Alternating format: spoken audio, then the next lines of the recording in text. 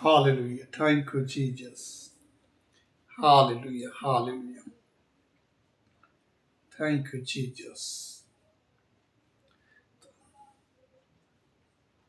हम आज वचन में शुरू करेंगे निर्गमन से। और हम वचन में जानेंगे, जैसे कि हम जानते हैं कि परमेश्वर के द्वारा जो मिस्र पे 10 विपत्ति डाला गया था फिरौन को सबक सिखाने के लिए, और जो आखिरी विपत्ति थी पहिलौठों को मारना, और उसके बाद फिरौन उनको जाने का इजाजत दे देता है, क्योंकि सब परमेश्वर के द्वारा योजना थी। और हमें क्या करना चाहिए, वचन को सीखेंगे और जानेंगे, क्योंकि वचन को जब तक पढ़ेंगे नहीं, उसको समझेंगे नहीं, तब तक कोई फायदा नहीं है। जब तक पढ़ेंगे नहीं, अगर समझेंगे नहीं, तो चलेंगे क्या? ठीक है ना? तो वचन को शुरू करो। निर्गमन 12 का 5। तुम्हारा मेमना निर्दोष और 1 वर्ष का नर हो, और उसे चाहे भेड़ों में से लेना, चाहे बकरियों में से, और इस महीने के 14वें दिन तक उसे रख छोड़ना। और उस दिन गोधूली के समय इस्राएली की सारी मंडली के लोग उसे बलि करें। तब वे उसके लहू में से कुछ लेकर जिन घरों में मेमने को खाएंगे, उनके द्वार के दोनों अलंगों और चौखट के सिरों पर लगाएं। और वे उसके मांस को उसी रात आग में भूंज कर अख़मीरी रोटी और कड़वे सागपात के साथ खाएं। उसको सिर, पैर और अंतड़ियां समेत आग में तो झोंक कर हम खाना। यहाँ तक हम जानते हैं कि परमेश्वर ने इजाजत दिया था, जब पहिलौठों को मारने की इजाजत दिया था कि हम अब क्या करना, मेमनों को मारना, और उसकी लहू जो है क्या है, अपनी चौखट के ऊपर लगाना। मैं रात को गुजरूंगा, जिस जिस घर पे क्या होगा, इस लहू लगा होगा, उस घर को मैं क्या करूंगा, छोड़ दूंगा। ठीक है ना? आगे पढ़ो। कच्चा या जल में कुछ भी पकाकर ना खाना, और उसमें से कुछ भी सवेरे तक ना रहने देना। यदि कुछ सवेरे तक रह भी जाए तो उसे आग में जला देना। और उसके खाने की यह विधि है, कमर बांधे और पाँव में जूती पहने और हाथ में लाठी लिए हुए उसे फुर्ती से खाना। उसको क्या करना है? फुर्ती से खाना। परमेश्वर को बिल्कुल ढिलाई पसंद नहीं है, फुर्ती।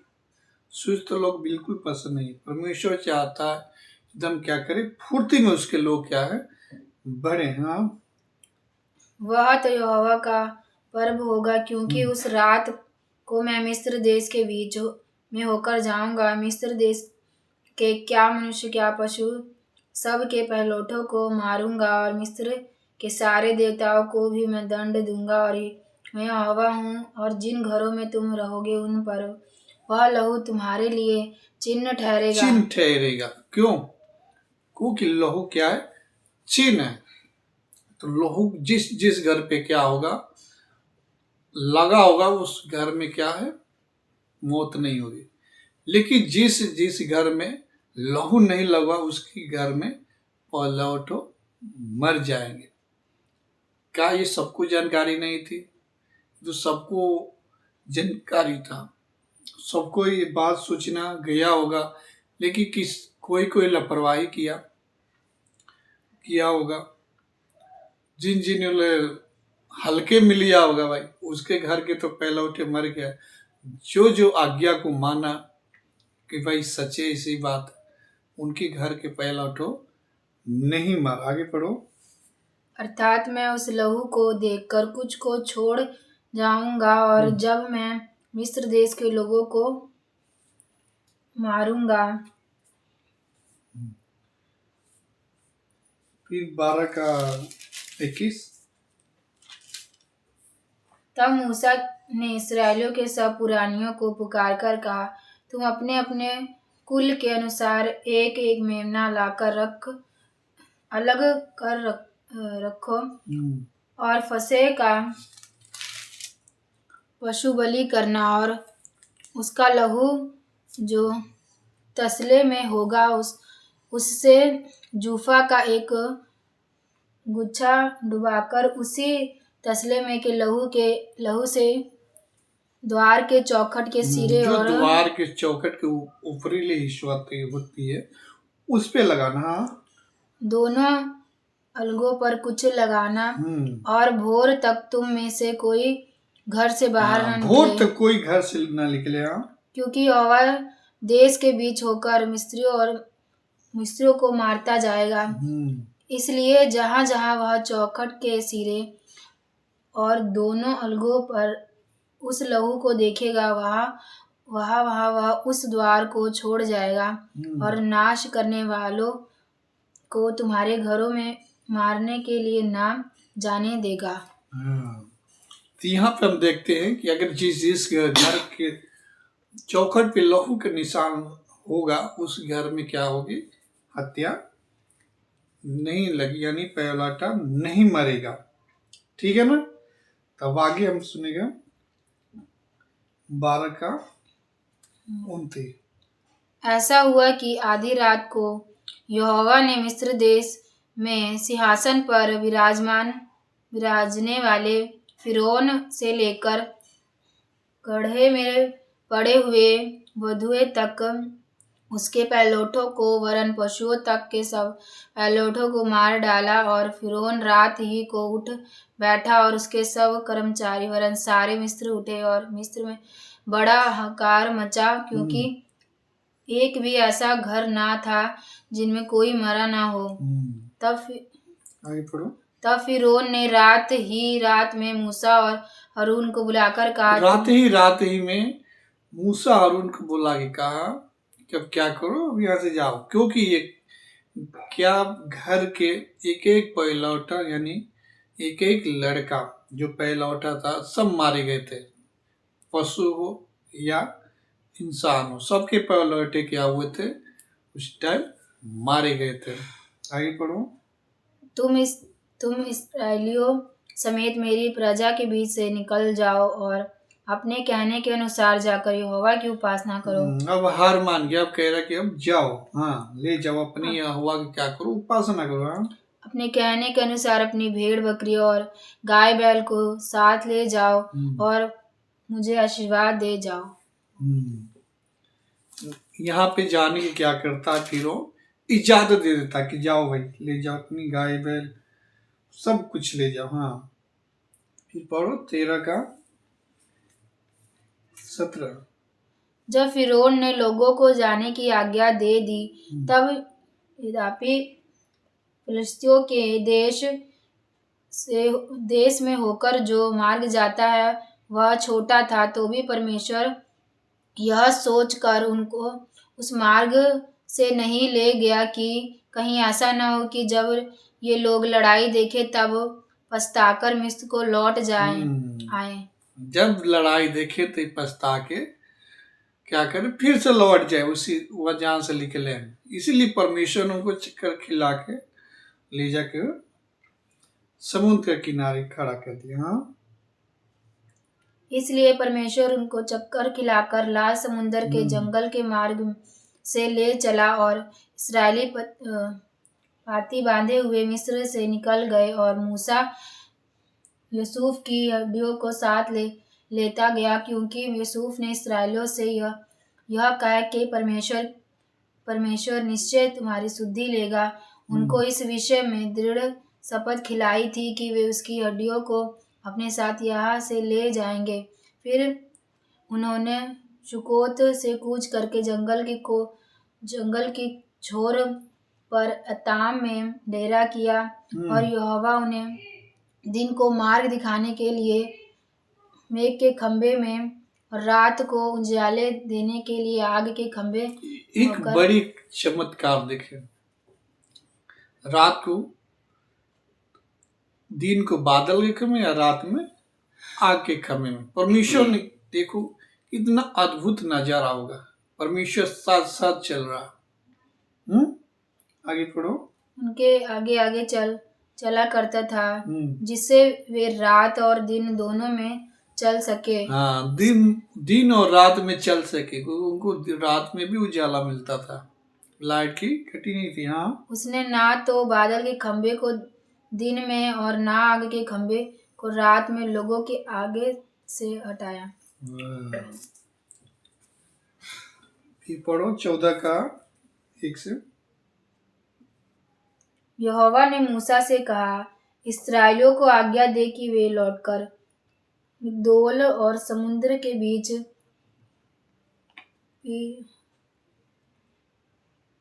पिहाहिरोत के सम्मुख बासपोन के सामने अपने डेरे खड़े करे, उसी के समान समुद्र के तट पर डेरे खड़े करे। तब फिरौन इस्राएलियों के विषय में सोचेगा, वे देश की उलझनों में फंसे हैं और जंगल में घिर गए हैं। हाँ, तब मैं फिरौन के मन को कठोर कर दूंगा। अब यहाँ सवाल उठता है। अब यहाँ पे क्या होता है, एक सवाल उठता है। परमेश्वर ने बोला मैं फिरौन को मन को कठोर करूंगा। जब देखिएगा फिरौन की ये घिर गए हैं, ये भाग नहीं सकते हैं, तो फिरौन क्या करेगा, हमला करेगा, हमला करने की कोशिश करेगा। फिरौन को क्या करेगा, परमेश्वर मन को कठोर करेगा। अब यहाँ पे सवाल उठता है कि परमेश्वर ही क्यों करेगा? क्योंकि परमेश्वर ने भाई सारी सृष्टि की रचना की है, सारे इंसानों को रचना किया है परमेश्वर ने। परमेश्वर जिलाता है, परमेश्वर ही मारता है। किसको जिलाना है, किसको मारना है, परमेश्वर के ही हाथ में है। पूरी मानव जाति परमेश्वर ही ने बनाया है। किसको धनवान बनाना है, किसको निर्धन कर देना है, ये सब परमेश्वर के। हम परमेश्वर से सवाल नहीं पूछ सकते कि परमेश्वर ने खुद उसको कठोर कर रहा है, खुद उसको हमले करने के लिए उसके मन में डाल रहा है। परमेश्वर अपनी महिमा के लिए कुछ भी कर सकता है। ठीक है ना, आगे पढ़ो। तब फिरौन और उसकी सारी सेना के द्वारा मेरी महिमा होगी और मिस्र जान लेंगे कि मैं यहोवा हूँ। और उन्होंने वैसा ही किया। जब मिस्र के राजा को यह समाचार मिला कि वे लोग भाग गए, तब फिरौन और उसके सारे कर्मचारियों का मन उनके विरुद्ध पलट गया और वे कहने लगे, हमने यह क्या किया कि इस्राएलियों को अपनी जाने दिया। यहाँ फिरौन का मन पलट गया कि हमने क्या किया, अब पछता रहा है, हमने ये क्या किया कि मैं उन लोगों को जाने दिया। कि पढ़ो। तब उसने अपने रथ वाया और अपनी सेना की संग लिए उसने 600 अच्छे से अच्छे रथ वरन मिस्र के सब 600 अच्छे से अच्छे रथ 600। आज जो निकले थे मिस्र से वो कितना थे, 6 लाख, 6 लाख से ज्यादा, डबल टेबल। वो 6 लाख तो खाली सिर्फ जो बड़े थे उनको, बच्चों को नहीं जोड़ा गया था। 6 लाख तो कितनी, 6 लाख से बहुत ज्यादा थे जो निकले थे मिस्र से, डबल टेबल थे। उनको बच्चों को छोड़ के ही 6 लाख थे। आगे पढ़ो। रथ लिए और उन सबों पर सरदार बैठाए। और यहोवा ने मिस्र के राजा फिरौन के मन को कठोर कर दिया, इसलिए उसने इस्राएलियों का पीछा किया, परंतु इस्राएली बेखटके निकले चले जाते थे। पर फिरौन ने सब घोड़े और रथों और सवारों समेत मिस्र सेना उनका पीछा करके उनके पास जो पिहाहिरोत के पास बासपोन के सामने समुद्र के तट पर डेरे डाले पड़े थे जा पहुंची। तब फिरौन निकट आया। तब इस्राएलियों ने आंखें उठाकर क्या देखा कि आंखें उठा के देखा कि भाई फिरौन तो आ रहा है हम लोग को मारने के लिए। अब ये लोग बेचैन हो गए। अब सोचे कि अब तो फिरौन हम लोग को बचेगा नहीं, हम लोग अब मार देगा, खत्म हो जाएंगे हम लोग। निकट डर गए ये लोग। आगे पढ़ो। कि मिस्री हमारा पीछा किए आ रहे हैं। और इस्राएली अत्यंत डर गए और चिल्लाकर यहोवा की दुहाई दी। और वे मूसा से कहने लगे, क्या मिस्र में कब्रें ना थी जो तू हमको वहां से मरने के लिए जंगल में मिस्र लाया? में कब्रें क्या नहीं थी कि तू हमको क्या ये जंगल में समुद्र के तट पे लाया है मरवाने के लिए? हाँ, अब मूसा को क्या करने लगे, वो लाना दे लगे, बोलने लगे कि हम लोग क्या है मरवाने के लिए यहाँ निकाल के लाया है। आगे पढ़ो। तूने हमसे यह क्या किया कि हमको मिस्र से निकाल लाया? क्या हम तुझसे मिस्र में यही बात ना कहते रहे तुझसे हम मिस्र में यही बात नहीं कहते थे कि हमें रहने दे और कि हम मिस्रियों की सेवा करें? मिस्रियों की सेवा करें, यानी गुलामी इन लोग अच्छी लगती थी, मौज से घर भर आ गए। आगे पढ़ो। हमारे लिए जंगल में मरने की अपेक्षा मिस्रियों की सेवा करना अच्छा था। मूसा ने लोगों से कहा, डरो मत, खड़े खड़े वहाँ उद्धार का काम देखो जो यहोवा आज तुम्हारे लिए करेगा। बाकी डरो ना। मूसा ने क्या किया, हौसला दिया कि डरो मत, परमेश्वर आप लोग के लिए काम करेगा। क्योंकि जिन मिस्रियों को तुम आज देखते हो उनको फिर कभी ना देखोगे। यहोवा आप ही तुम्हारे लिए लड़ेगा, इसलिए तुम चुपचाप रहो। तब यहोवा ने मूसा से कहा, तू क्यों मेरी दुहाई दे रहा है? इस्राएलियों को आज्ञा दे कि यहाँ से कूच करे और तू अपनी लाठी उठाकर अपना हाथ समुद्र की तरफ बढ़ा, और वहाँ 2 भाग हो जाएगा। वो 2 भाग हो जाएगी। बताओ, इतना बड़ा समुद्र था और लाठी जैसे बढ़ाया मूसा ने, समुद्र 2 भाग हो गया। एक सीधी सीधी रास्ता बन गया। तब इस्राएली समुद्र के बीच होकर स्थल ही स्थल पर चले जाएंगे। और सुन, मैं अपना आप मिस्रियों के मन को कठोर करता हूँ और वे वहाँ भी उनका पीछा करेंगे। तब फिरौन और उसकी सारी सेना और रथों और सवारों के विनाश द्वारा मेरी महिमा होगी। और जब फिरौन और उसके रथों और सवारों पर विजय द्वारा मेरी महिमा होगी, तब मिस्री जान लेंगे कि मैं यहोवा हूँ। मिस्री फिर जान लेंगे कि मैं यहोवा हूँ। पीछा करना कितना महंगा पड़ा। तब परमेश्वर का दूत जो इस्राएली सेना के आगे आगे चला करता था, जाकर उनके पीछे हो गया और बादल का खंभा उनके आगे से हटकर उनके पीछे जा ठहरा। उनके पीछे से जो मिस्र से निकले थे, उनके पीछे से निकल के वहां आगे से निकल के उनके पीछे में हो गया। फिरौन की सेना और जो निकले थे मिस्र से, उनके बीच में हो गया। अब ये लोग पहुंच नहीं पा रहे मारने के लिए। कब तक? जब तक ये समुद्र से पार नहीं हो गए, तब तक ये रोके रहे परमेश्वर ने उनको। कितना अद्भुत नजारा होगा। और पहुंचने की कोशिश करना कि हम इनको पहुंच के मार रहे, लेकिन परमेश्वर ने बीच में खड़ा हो गए। अब ये पहुंच नहीं पा रहे जब तक वो पार नहीं हुए। आगे पढ़ो। इस प्रकार वह मिस्रियों की सेना और इस्राएलियों की सेना के बीच में आ गया। और बादल और अंधकार तो था, तो भी रात को उन्हें प्रकाश मिलता रहा और वे रात भर एक दूसरे के पास न आए।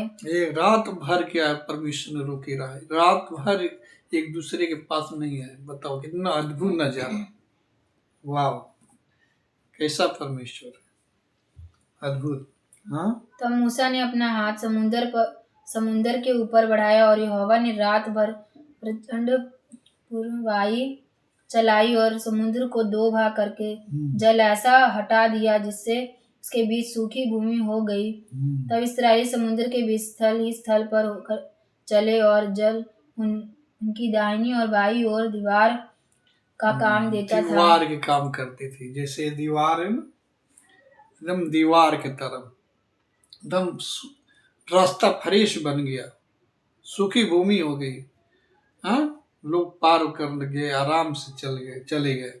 आगे पढ़ो।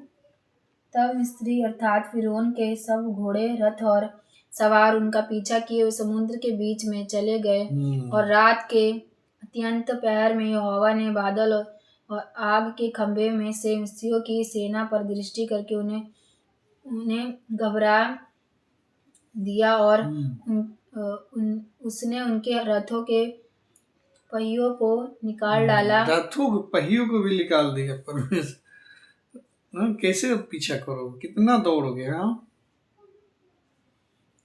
जिससे उनका चलना कठिन हो गया। हम्म, तब मिस्री आपस में कहने लगे, आओ हम इसराइलियों के सामने से भागे, क्योंकि हम्म, यहोवा उनकी ओर से मिस्रियों के विरुद्ध युद्ध कर रहा है। हम्म।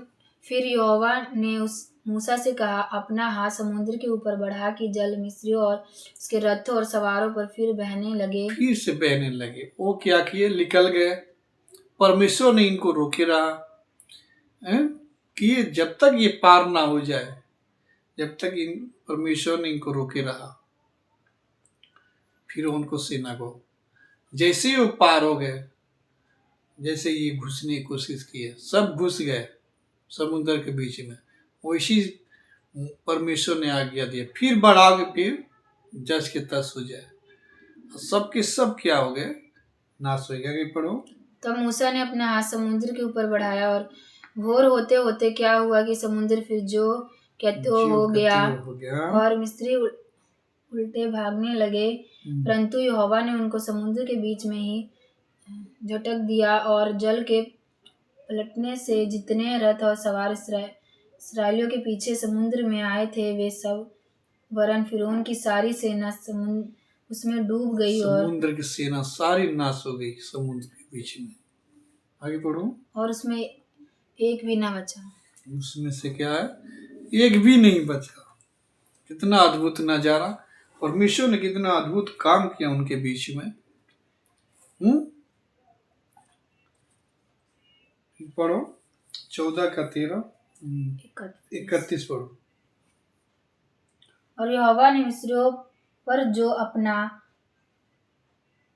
पराक्रम दिखलाया था, उसको देखकर इसराइलियों ने यहोवा का भय माना और यहोवा पर और उसके दास मूसा पर भी विश्वास किया। हाँ, उस पे भय माना और यहोवा परमेश्वर पे क्या किया, यहाँ पे विश्वास किया। यहाँ पे दिखाए कि भाई हमको तो परमेश्वर ने बचा लिया। और बहुत क्या है, इन लोगों को विश्वास भी बढ़ गया, लेकिन विश्वास क्या टिका रहा। ऐसी नए नियम के विश्वासी है, इनको शुरुआत में किसी बीमारी से चंगाई होती है तो पूरा अद्भुत एकदम इनका विश्वास जबरदस्त होता है। देखिए जैसे जैसे आगे बढ़ते हैं, किसी बीमारी में फंसते हैं तो इनका विश्वास धीरे धीरे क्या होता है, ढीला पड़ने लगता है। ऐसे इन लोगों का भी हुआ। अब यहाँ लोग चमत्कार देखें, परमेश्वर ने मुसीबत से बचा लिया। अब इनका विश्वास क्या है, उस टाइम पे जबरदस्त है। परमेश्वर के पीछे कितने महिमा करते होंगे, कूद फान कर नाचते भी होंगे कि परमेश्वर ने कितना अद्भुत काम करके हम लोगों को बचाया। ठीक है, फिर पढ़ो 16 का 3। इसराइली उनसे कहने लगे, जब हम मिस्र देश में मांस की हड्डियां के पास बैठकर मनमाना भोजन करते थे, तब यदि हम यहोवा के हाथ से मार डाले भी जाते तो उत्तम वही था। तब अब ये लोग क्या करने लगे, कुड़कुड़ाने लगे कि हम क्या करते थे, मिस्र में हम भोजन करते थे मांस का। आगे पढ़ो। पर तुम हमको इस जंगल में इसलिए निकाल ले आए हो कि तुम हमको, अब देखो इन लोगों का विश्वास कहाँ गया। हाँ, कि इस सारे समाज को भूखा मार डालो। सारी समाज को भूखा मार डालो। ठीक है, अब इनको दिक्कतें होने लगी। अब लोग मुसीबत से तो बाहर निकले, लेकिन अब आगे जैसे पड़ाव धीरे धीरे बढ़े, अब इनको समस्या होने लगी। अब ये कुड़कुड़ाने लगे कि भाई वही हम सही थे, यहाँ हम आगे फंस गए। पढ़ो आगे। तब यहोवा ने मूसा से कहा, देखो मैं तुम लोगों के लिए आकाश से भोजन वस्तु बरसाऊंगा और ये लोग प्रतिदिन बाहर जाकर प्रतिदिन का भोजन इकट्ठा करेंगे। इससे मैं उनकी परीक्षा करूंगा कि वे मेरी व्यवस्था पर चलेंगे कि नहीं। हाँ, उनकी मैं क्या करूंगा, आकाश से भोजन बरसाऊंगा, इनकी क्या करूंगा, परीक्षा भी करूंगा कि ये हमारी व्यवस्था पे चलेंगे कि नहीं। ऐसे हम जब मसीह में जब विश्वास में आए ना, तो हमारी भी परीक्षा होती है कि हम क्या करें, ये विश्वास में पक्के बने रहते हैं कि नहीं। हैं, तो हमारी शुरुआत में कितना विश्वास जबरदस्त होता है, लेकिन जैसे स्टेप बाय स्टेप बढ़ते जाते हैं, जैसे बढ़ते जाते हैं, तो हमारा विश्वास क्या होता है, ढीला होता है। हम परमेश्वर को कोसने लगते हैं। हम मसीह में आए, बीमार हो गए, हम ये हमारे साथ हो रहा है, वो हो रहा है, ऐसे कुड़कुड़ाने लगते हैं। तो परमेश्वर तो परीक्षा करेगा ही।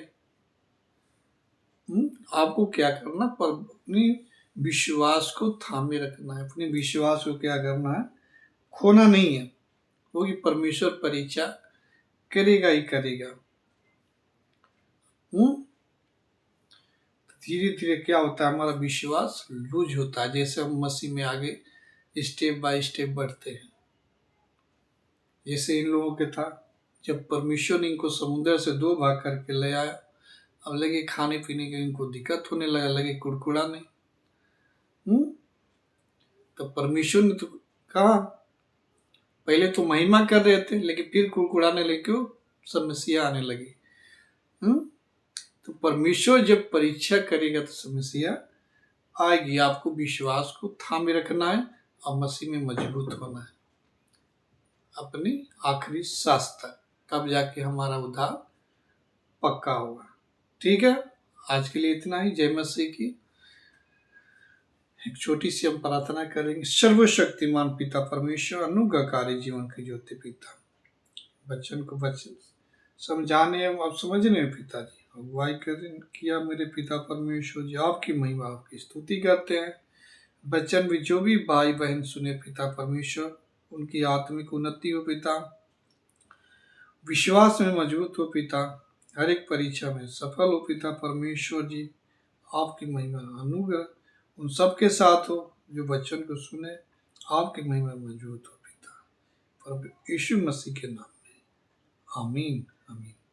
God bless you. Bachchan video को शेयर करें और लाइक करें और सब्सक्राइब भी करें कि नेक्स्ट वीडियो हम डालेंगे तो आप तक पहुंचने पाए। जय मसीह की। God bless you.